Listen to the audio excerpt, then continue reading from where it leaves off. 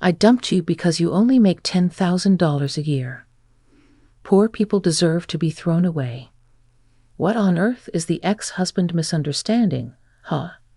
That's just the monthly rent, though. My name is Tiffany. I am a 48-year-old housewife. I've been married to Peter for a year. Actually, I was divorced once before. I experienced divorce at the age of 45. The man I was married to back then was really terrible. He was easily emotional and blamed me for everything. He even blamed me for his lack of promotion. And after 15 years of marriage, he suddenly demanded a divorce. I was working at the time, and we didn't have children, so I thought it was okay to divorce. Or rather, my affection for my husband, who suddenly wanted to divorce after so many years together, cooled off all at once. But the divorce was complicated. It was about the division of assets. My ex-husband claimed the house we bought together was his alone. Since the house was in both of our names, if he wanted to continue living there, he needed to pay me half its value in cash. When I insisted on this, my ex-husband got even angrier. After all, I was supporting your life. Why should you get even more money?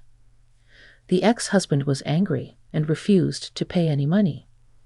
In the end, we had to force him to pay through a lawyer. But if I had backed down, he probably would have gotten away with it. That's how much I needed to push my ex-husband to the edge to get anything from him. And when we separated, he insulted me like this: "You money grubber. Don't bleach off others when you can't even earn for yourself." I didn't understand what my ex-husband wanted to say, but I could tell he just wanted to insult me. I tried to ignore him, but after the divorce was finalized, he kept sending me emails insulting me. "Do you enjoy squeezing money out of me? You're just a washed-up old hag who'll be alone for the rest of her life. I'll find a new wife right away. Unlike you, I have financial power." That's the kind of emails my ex-husband sent me in large quantities. Even if I classified them as spam, he kept sending them, so I ended up reading them whenever I checked. I was disgusted with myself for spending 15 years of my life married to such a petty man. I thought I had wasted so much of my life. Then I changed my email address and the registration address for the services I had been using. Thanks to that, I no longer received harassing emails from my ex-husband. Now I can finally start a new life, I thought, and threw myself into work to forget about my ex-husband. I couldn't stand being looked down on by my ex-husband, so I turned my anger into motivation and worked hard. I was originally good with computers and worked as a web engineer at a company. Since working more at the company didn't significantly increase my salary, I started working as a self-employed web engineer as well. At first, I could only take on simple or low-paying jobs, but as my track record and skills were recognized, I started to receive more and more work. I had no days off, but I kept working hard because I wanted to prove my ex-husband wrong. I thought I couldn't stop this lifestyle until I was satisfied to a certain degree, so I worked as long as my body allowed me to. After about a year of living like this, I significantly increased my income. However, it seems I was working beyond my limits. One day, I felt dizzy and almost passed out. When I realized this was bad, I collapsed on the side of the road. Fortunately, it seems someone called an ambulance, and I was taken to the hospital for treatment. When I woke up, I saw my mother and father looking at me with worry. "Tiffany, you've woken up," the mom said. "Dad, we were worried when we heard you suddenly collapsed. We thought you hadn't come home because you were busy, but then we got a call from the hospital. I thought my heart would stop. I'm sorry." "I'm just glad you're okay. It's good that you didn't collapse at home." "Yeah, the doctor said it was due to overwork." "Is your job that demanding? If it's too much, we can complain to your company." "No, it's not that. I've actually been moonlighting, and I've been working without any breaks. No wonder you've made yourself sick. You need to take better care of yourself. You're right. I'm sorry. After being scolded by my parents, I reflected on my actions, and then I was admitted for tests and observation for a couple of days. That's when I found out that my attending physician was Peter. "How are you feeling?" he asked. "Oh, I'm okay." "That's good to hear. You'll be able to go home soon, but please don't overdo it." "Yes, I'm sorry." "Is there a reason you feel you have to overdo it?" "What for?" "No, it just seems like my warnings go in one ear and out the other. You're not planning to dive back into work as soon as you're discharged, are you?" Well, that reaction says it all, doesn't it? Your parents also mentioned that if you had collapsed at home, it might have been too late when you were found. So as a doctor, I can't just watch you overwork yourself." Okay. Would you like to talk about what's been burdening you?" After he said that, all the emotions I had been holding back came flooding out. I couldn't stop crying. I spilled everything to him. The terrible things my ex-husband had said, how after 15 years of marriage it had come to this, how miserable I felt, and how everything inside me was a mess. "That must have been very hard for you," he said. He just listened quietly and then spoke kindly to me. "You should do what you feel you need to for as long as you need. But please come in regularly for checkups. I have a duty to ensure my patient's health isn't compromised by overworking." Understood. I promised him that and was discharged. I continued with my main job and my side job, but I didn't work as excessively as before. I didn't want to worry him. However, I wanted to see him, so I visited the hospital about twice a month. Each time, he listened to me with a smile and kindness, making me feel as if I were attending a counseling session. Talking to him always made my heart feel relaxed. Gradually, I could feel the wounds in my heart inflicted by my ex-husband beginning to heal. During consultations, he would also share personal stories about himself. He too had been married once, and his wife had passed away from an illness a few years ago. He was the type to work hard beyond his limits, which led to a serious illness. That's why he couldn't leave me alone. I was really down at the time, thinking, what kind of doctor am I? So I couldn't even save my own wife. So I made a resolution that I absolutely want to save everyone I come in contact with. I see. I felt admiration for his words and beliefs. Though he was 2 years younger than me, being a doctor with a high income in his mid-40s, you'd think he'd be more interested in playing around with women or buying expensive things, rather than having such passionate beliefs, as if he were a young doctor just starting out. I was drawn to him. After starting to visit the hospital, I invited him out to dinner one day, thinking that our relationship wouldn't progress from patient and doctor unless I made a move. I was incredibly nervous, but he happily accepted my dinner invitation. It was our first time meeting privately, and we had a wonderful time. He was very interesting to talk to, and being of the same generation, we had a lot in common. After that, he started inviting me out for meals and dates, and so we began dating. I was happy to learn that love could start at any age. My time with him was truly joyful. I was happy just being with him. My parents were surprised but very pleased to hear I had started dating the doctor. From that time, I've been looking forward to hearing the wedding news. No, it's too early to tell anything like that. My mother's sudden remark made me respond shyly, but I thought it would be wonderful if I could marry him. As our relationship continued for about a year, he proposed to me. I believe our meeting was fate. I want to spend the rest of my life with you. Will you marry me? Yes, please take care of me. I was overjoyed to be proposed to. He became the person I loved the most out of anyone I had ever dated. I was happy to be getting married to such a person. It was great to be able to remarry at this age. My parents were very relieved. His parents were also very kind and good people, and they blessed our marriage. As a married couple, our life together was truly joyful and happy.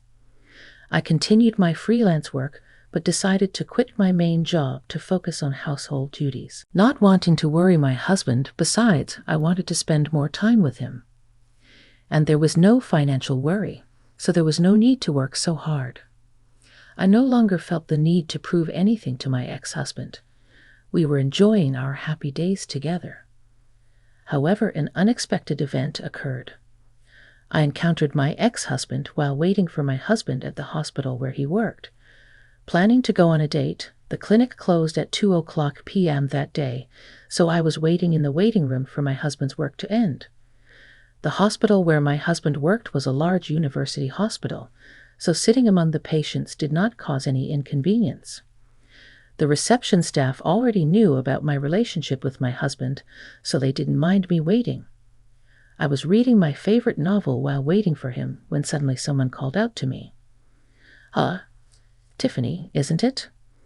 I looked up at the sound of my name, and there was my ex-husband, Eric. Eric, what unfortunate luck to encounter my ex-husband here. And beside him stood a young woman in her 20s. They were arm in arm, but they didn't seem well matched at all. It looked more like a middle-aged man flaunting his wealth with a young hostess. You still have that unlucky look, huh? You still have that annoying face, I see. I never wanted to meet my ex-husband again, but since we had run into each other, I thought I might as well provoke him as much as possible. Who do you think you are? Don't get cocky just because I dumped you. He glared at me with a look of utter disdain. I dumped you because you were making just $10,000 a year. I bet you're still living a poor life on a yearly salary of $10,000, right? And now you have to come to a hospital like this. How pathetic your life is. Unlike you, I've got myself a cute girlfriend and I'm living happy days. He put his hand around the waist of the woman beside him. Poor people deserve to be dumped, right? The woman with him seemed utterly convinced she had bested me, basking in a sense of superiority. What on earth is my ex-husband misunderstanding? I'm earning far more now than he ever did. That's just my monthly rent, you know. My ex-husband's eyes widened at my comment, but he quickly smirked and insulted me again. Nah, that's got to be a lie. If you're going to lie, at least make it a believable one. That's just too sad. The woman laughed along with my ex-husband. Birds of a feather flock together, it seems. It's fine if you don't believe me. As I said this, the woman next to my ex-husband pointed at my necklace, looking surprised. Wait, isn't that a super expensive necklace? Oh, you noticed? Well spotted. I took the necklace in hand to show it more clearly to the woman. Wow, it's real? Is it really that expensive? He asked the woman with a skeptical look. The woman excitedly said, This is worth at least $220,000. $220,000? How come you have something so expensive? He asked the woman with a skeptical look. The woman excitedly said, This is worth at least $220,000. $220,000? How come you have something so expensive? He asked. I make quite a lot as a self-employed engineer. That's why I can afford to live in a place with a rent of $10,000 a month. What? But you used to make just $10,000 a year, you know, when we were married. You wanted me to limit my income to qualify for spousal deduction. I could have worked more, but you insisted I not neglect my duties as a housewife, forcibly limiting me. What? No way. He's that kind of man, domineering much. The woman quickly distanced herself from my ex-husband's side. I saw this as an opportunity and shared a particular episode about my ex-husband with her. Domineering would be putting it mildly. He's a moral harasser. He would say things like, "I'm feeding you, I'm supporting you," in front of his entire family, and his mother would join in on the harassment. That's the worst. I wouldn't want to be with someone like that. Besides, to limit your own ability to work and then dump you for being poor is psychopathic. That's really a no-go. The woman threw harsh words at my ex-husband. Her momentum was impressive. My ex-husband shrank more and more, looking dejected. "It seems like I can't be happy with you, so let's break up." After saying that, the woman left the hospital on her own. "Hey, this is your fault." It's clearly your responsibility. I just warned her so we wouldn't have a second victim. Besides, you're the one who started talking to me. It's all your own doing. Shut up. You are flaunting your wealth. There's got to be some trick to it, like winning the lottery. "You're still inferior to me," he shouted. "This is a hospital. Keep it down." Even though I told him to be quiet, my ex-husband wouldn't listen. Don't tell me what to do. But as soon as my ex-husband said that, my husband appeared. "I'm sorry, but this is a hospital. Could you please keep it down?" My ex-husband was taken aback when addressed by the doctor. Sorry, doctor, but you see, I got involved in a little trouble." "Trouble, you say?" "Yeah, this woman started bothering me." "Really, some women." My ex-husband tried to shift the blame of the commotion onto me. "Some woman, you say?" "Indeed, she can be overly dedicated to her work, has exceptional abilities, but sometimes misses the obvious and is quite the unique woman, isn't she?" "What?" My ex-husband was surprised to hear the doctor start talking like that. "You seem to know a lot about her." "Well, she is my beloved wife." "What? Wife?" She was waiting for me to finish work. Then the receptionist told me my wife was being bothered by a strange man. "And who might you be?" "Do you have any business with my precious wife?" No, I was just." "Peter, this is my ex-husband." The moral harasser. Even after divorce, you tried to continue your harassment towards your ex-wife. You're quite persistent." I was just." It seemed that at this point, my ex-husband finally realized that the eyes of everyone in the waiting room were focused on him. "What? I haven't done anything." "If that's the case, could you please leave promptly and never appear in front of my wife again?" I just happened to see her." "Shall we call the police?" "No, please, I'll leave." Saying that, my ex-husband hurriedly left the hospital. His departure was so uncool that I felt a great sense of relief. It was good to let him know in no uncertain terms that I was much happier, but all of that didn't matter to me anymore. Being able to spend time with my current husband was the greatest happiness of all. I was also glad and impressed that my husband had chased my ex-husband away from me. Later on, I heard about my ex-husband from a mutual friend. Apparently, he had racked up a significant amount of debt trying to support the hostess who was with him. And after she left him, he was stuck with a huge debt. As a result, he is now a divorced, debt-ridden man in his late 40s, a rather pitiful status.